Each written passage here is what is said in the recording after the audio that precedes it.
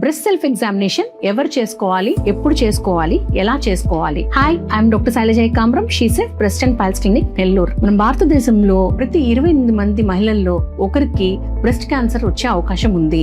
ఈ breast self examination ద్వారా మనం ముందుగానే ఈ బ్రెస్ట్ క్యాన్సర్ ని డిటెక్ట్ చేసే అవకాశం ఉంటుంది. ఈ బ్రెస్ట్ సెల్ఫ్ ఎగ్జామినేషన్ అనేది ఎప్పుడు చేసుకోవాలి? 30 years దాటిన వాళ్ళు మెన్స్ట్రువల్ సైకిల్ అయిపోయిన 5 days తర్వాత ఈ బ్రెస్ట్ సెల్ఫ్ ఎగ్జామినేషన్ చేసుకుంటే టెండర్నెస్ కానీ పెయిన్ కానీ చాలా తక్కువ ఉంటుంది.